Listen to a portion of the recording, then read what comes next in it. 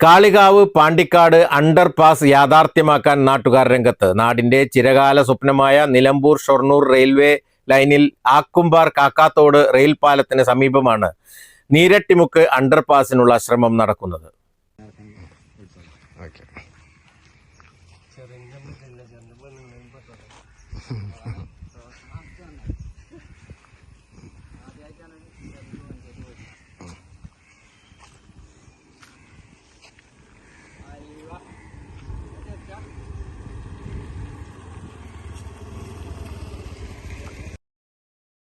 അണ്ടർപാസിന് വേണ്ട സ്ഥലവും റോഡിനുള്ള സ്ഥലവും പ്രദേശവാസികൾ വിട്ടു നൽകിയിട്ടുണ്ട്. ഈ റോഡിന്റെയും അതേപോലെ ഈ പാലത്തിന്റെയും വരവോടുകൂടി ഒരു തുരുത്ത് പോലെ ഒറ്റപ്പെട്ട് കിടന്നിരുന്ന പ്രദേശം പുറം ലോകമായി ബന്ധപ്പെടാൻ പോവുകയാണ്. വളരെ വിപ്ലവകരമായ ഒരു വികസനമാണ് ഈ പ്രദേശത്തെ സംബന്ധിച്ച്.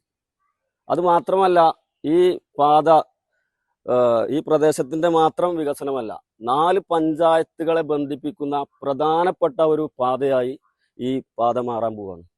തുവൂര്, പാണ്ടിക്കാട്, പോരൂര്, കാളികാവ് പഞ്ചായത്തിൽ ഈ പ്രദേശത്തുള്ള ജനങ്ങൾക്ക് ഈ പാതയുടെ വരവോടുകൂടി 18-20 കിലോമീറ്ററുകളുടെ യാത്രാ ഗുണം ഈ പ്രദേശത്ത് ലഭിക്കാൻ പോവുകയാണ്.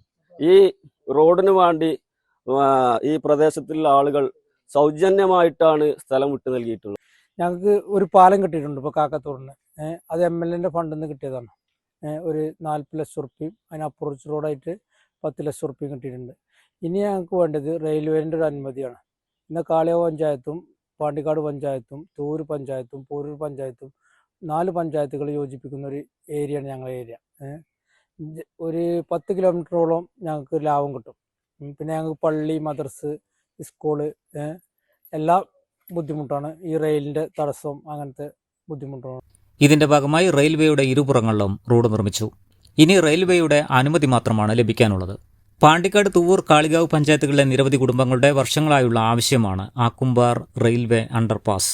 കാളികാവ് തുവൂർ റോഡിനെയും വാണിമ്പലം ചെമ്പ്രശ്ശേരി പൂളമൺ റോഡിനെയും ബന്ധിപ്പിച്ചുള്ള നിർദ്ദിഷ്ട പാത മലയോരത്തു നിന്നും മഞ്ചേരി മലപ്പുറം യാത്രയ്ക്ക് 15 കിലോമീറ്റർ ദൂരം കുറയ്ക്കും. പദ്ധതിയുടെ സാധ്യതയും രൂപരേഖയും റെയിൽവേക്ക് കൈമാറിയിട്ടുണ്ട്. പദ്ധതി മുന്നിൽ കണ്ട് അഡ്വക്കേറ്റ് UA ലത്തീഫ് MLA അനുവദിച്ച 40 ലക്ഷം രൂപ ചെലവിൽ കാക്കാത്തോടിന് കുറുകെ നിർമ്മിക്കുന്ന പാലത്തിന്റെ പണിയും പൂർത്തിയാക്കിയിട്ടുണ്ട്.